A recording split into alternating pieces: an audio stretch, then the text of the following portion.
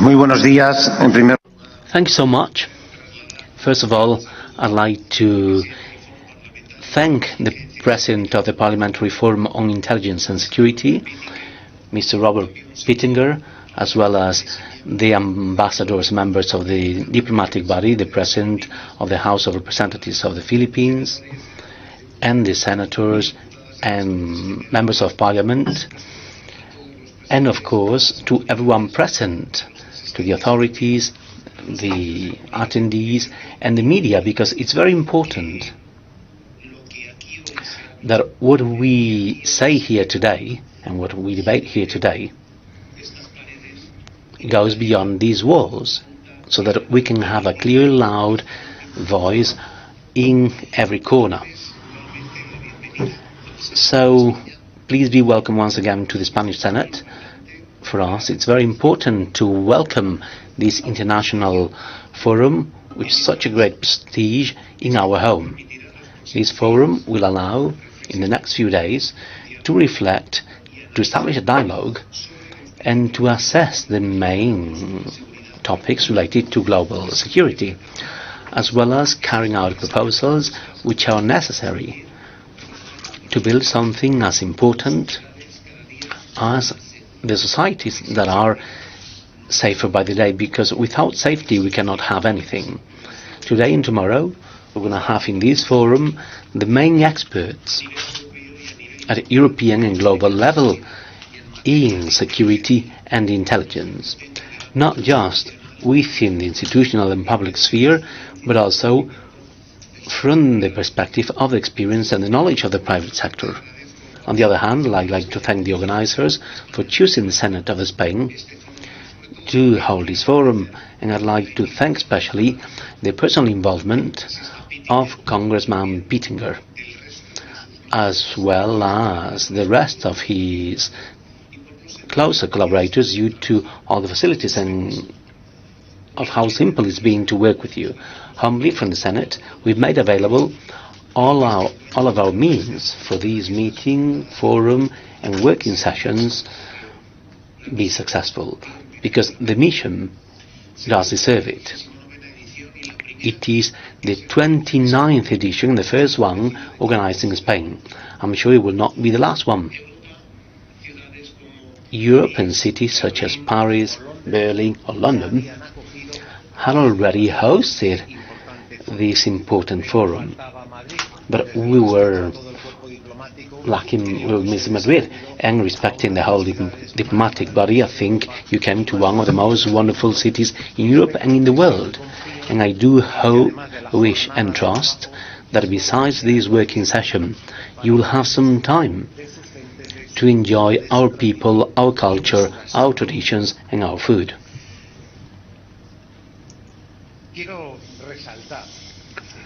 I'd like to highlight that Spain is a key country in global security for different reasons, due to our common past and our connections with different parts of the world, mainly with the American continent, in a very specific manner Latin America, and also with North Africa. And of course, it's a geostrategic enclave, and because we belong both to the European Union and NATO. And all that means that Spain is a relevant state in the architecture of international security.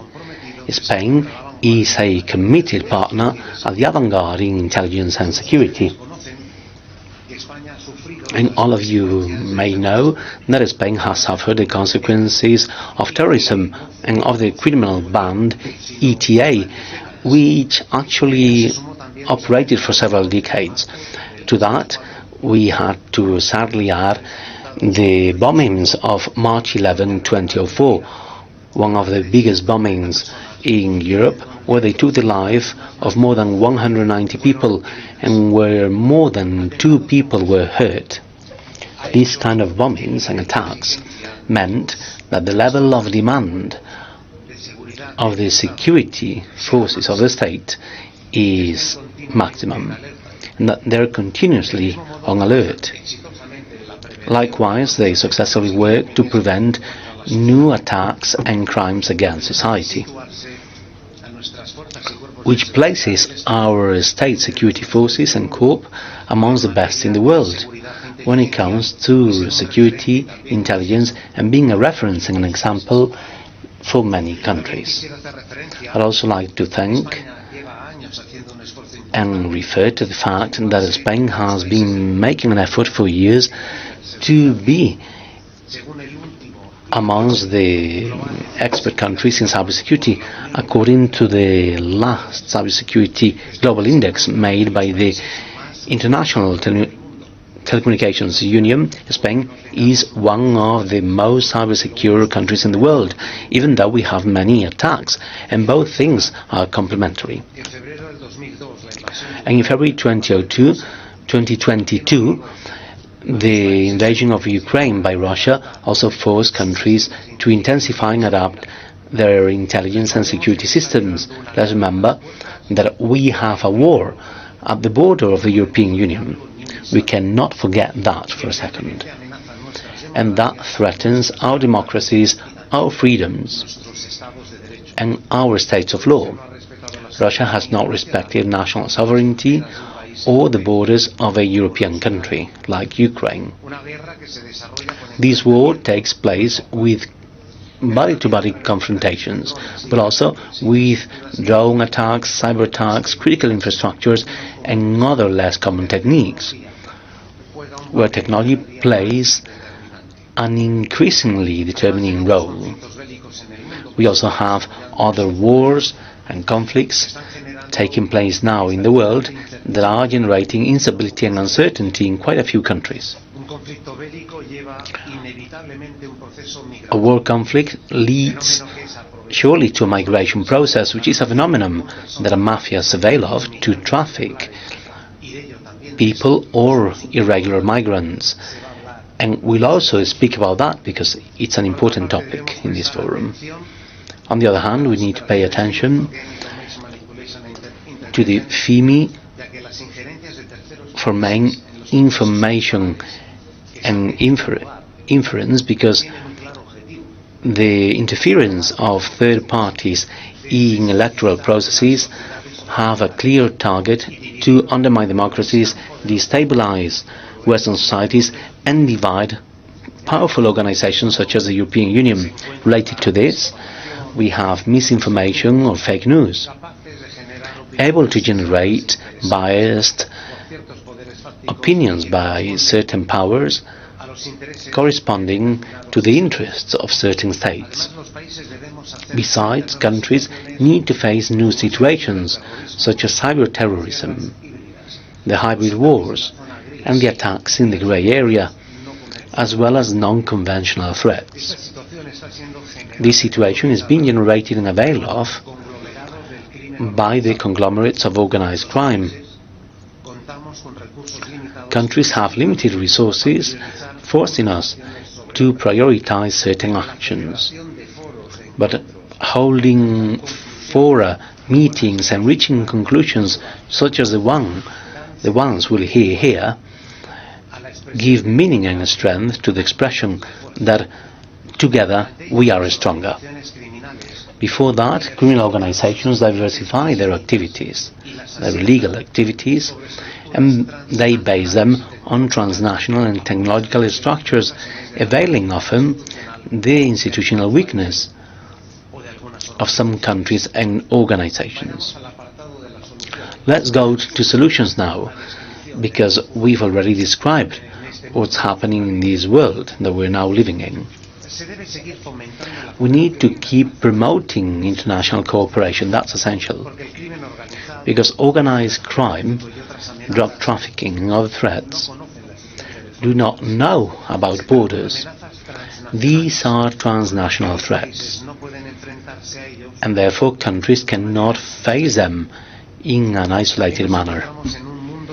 We are also in a world interrelated through the internet and the new communications, amongst them the 5G technology, giving us many advantages and advances, but also threats. because this is a single space where we do not have any limits, identities or borders. We know there are certain countries that are more permissive when it comes to installing and hosting servers and systems, prioritizing interests that go against the rights and freedoms of the countries that are here represented. For these reasons, and mainly due to the transnational character of these threats, I suggest promoting in this forum certain measures to reach a much safer and freer world. For example, requesting to increase the investment of countries in security, defense and intelligence as a guarantee for the future is also betting on the future, on prosperity and on the welfare of our people, our nation and our families. Promoting collaboration and cooperation between countries is essential, because only by working together will we be able to face the current and future challenges when it comes to global security. To do so, we need to reinforce agreements in multilateral existing organizations, as well as carrying out joint exercises amongst countries and having a fast, effective communication to make things more difficult for mafias and for organizations that grow by the side of crime, and harmonizing legal measures applicable in all countries is also quite necessary. It is to no avail that in an interconnected world, a world of countries passes laws in favor of human rights, if in other countries they allow to freely carry out actions that should be forbidden, that go against the rights and freedoms of people.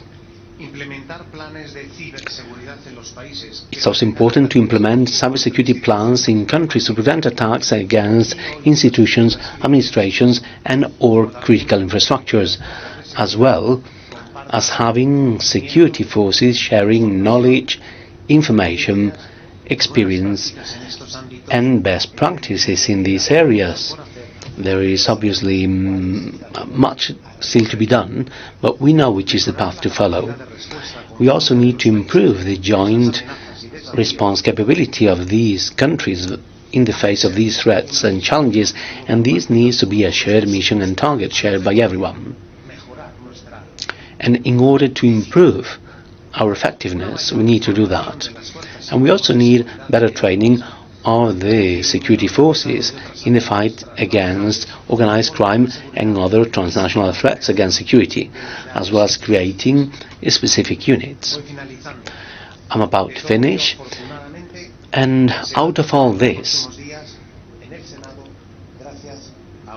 we have topics we will deal with here at the Senate, thanks to you and the Forum on Intelligence and Security, and we will do so in a broad, extensive and deep manner, because we have 14 panels with more than 35 experts that will delve deeper on topics such as artificial intelligence, cybersecurity, 5G, terrorism and energy security, as well as cryptocurrencies, illegal financing of funding and people trafficking, amongst other topics. Because we know criminals are trained and keep working to achieve more sophisticated methods to keep committing crimes. And this fact should motivate institutions and security forces, as well as you as experts, abiding by the relevance of this forum, to keep getting trained and to give effective responses to the challenges we have ahead of us. Therefore, let's keep advancing in democracy, in security and in defense. And let's keep advancing in defending the rights and freedoms that we currently enjoy. And let's not forget that what we now enjoy, all these rights and freedoms, are here thanks to the sacrifice of the generations that were here before we were. Last, I'd like to invite you to take this forum as a meeting point to promote those actions and measures that are firm, coordinated and transforming in the favor of security and defense of the countries that are in favor of respecting the international system based on rules, rights, freedoms and as stated in the laws. Thank you so much.